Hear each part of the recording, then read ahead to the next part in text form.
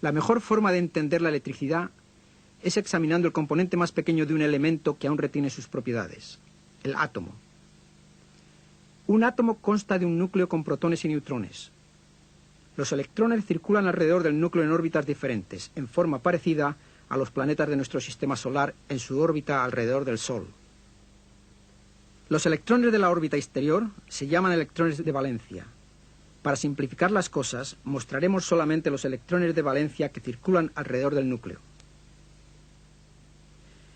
Para mantener estos electrones circulando en sus órbitas, una fuerza de atracción debe operar sobre ellos. Esta fuerza procede de las cargas de los protones del núcleo. Los protones llevan una carga positiva, mientras que los electrones llevan una carga negativa. Los neutrones no llevan ninguna carga, son neutrales. De acuerdo con la ley del magnetismo, los electrones de carga negativa y los protones de carga positiva se atraen entre sí. La alta velocidad con que los electrones circulan alrededor del núcleo crea una fuerza centrífuga que previene que los electrones se estrellen con los protones.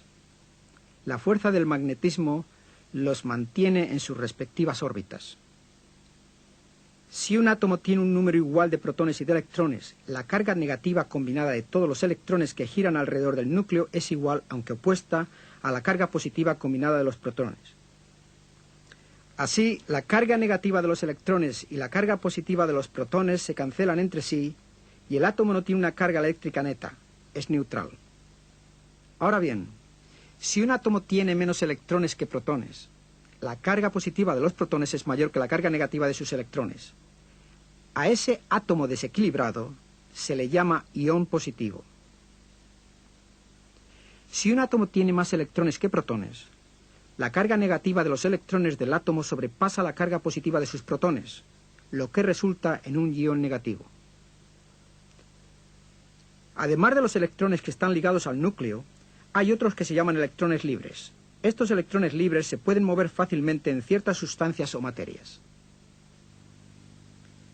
Esas sustancias o materias en las cuales se pueden mover fácilmente esos electrones libres se llaman conductores. Los metales, por ejemplo, son conductores.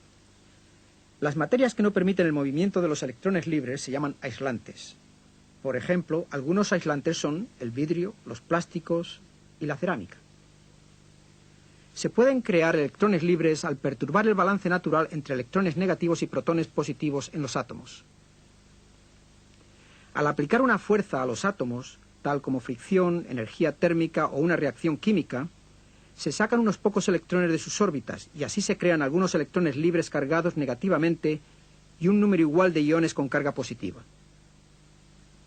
Si separamos entonces físicamente los iones positivos y los electrones mediante, digamos, una reacción química, como sucede en el acumulador de un coche, tenemos un polo donde los iones positivos están localizados y un polo donde los electrones libres de carga negativa están localizados. El polo con los iones positivos es el polo positivo del acumulador y el polo con los iones negativos es el polo negativo. Así como lo explicamos en la ley del magnetismo, hay una fuerza de atracción entre estos dos polos.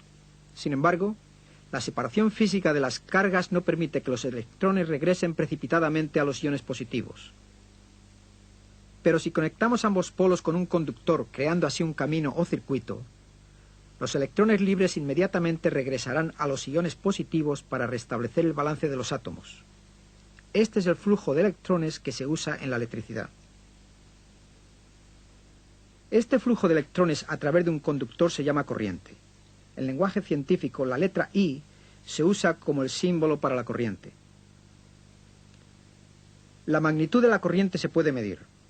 Esta magnitud se expresa con el número de electrones que pasan por un cierto punto en un conductor en un momento específico. La corriente se mide en amperios o amps. La electrónica moderna usa corrientes muy pequeñas, por lo que a menudo se miden en miliamperios, o abreviadamente mA, o sea, en milésimas de amperio. Para darles una idea de cuántos electrones se necesitan para crear una corriente pequeña, piensen en que para una corriente de 1 miliamperio deben pasar por un determinado punto en un segundo 6.250 billones de electrones, o sea, 625 con 13 ceros. Una vez que los electrones libres pueden pasar por un conductor, se mueven con extremada rapidez a aproximadamente entre 2/3 y 9/10 de la velocidad de la luz. El flujo de electrones de un polo negativo a través de un conductor es tan potente que a menudo se dice que la fuente de electrones produce una presión eléctrica. Esta fuerza o presión, que es la responsable del flujo de corriente, se llama voltaje o potencial.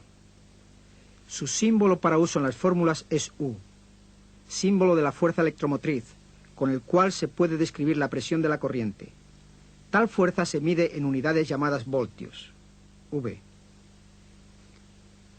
Como mencionamos antes, hay materiales que son buenos conductores y otros que no permiten el flujo de la corriente. En casi todas las temperaturas, todos los materiales ofrecen por lo menos una cierta resistencia al flujo de corriente. Los metales, por ejemplo, son buenos conductores y ofrecen poca resistencia al flujo de la corriente. El vidrio, el plástico, el caucho y otros no lo son y resisten fuertemente el flujo de la corriente. En realidad son aislantes. El grado en que un material obstaculiza el flujo de electrones se llama resistencia. En muchos y en casi todos los sistemas eléctricos encontraremos resistencias adicionales que limitarán la cantidad de corriente que fluye por el circuito. Más tarde regresaremos a este tema. La resistencia se mide en ohms, que se representa con la letra mayúscula griega omega. El símbolo de la resistencia en una fórmula es la letra R. En diagramas de circuito, las resistencias se representan con una línea. En resumen, podemos decir que la corriente fluye a través de materiales conductores y no lo hace a través de aislantes. Para que ocurra un flujo de corriente se requiere una fuente de presión eléctrica, o sea, un voltaje. La corriente eléctrica se compara a menudo con el flujo de agua por una tubería.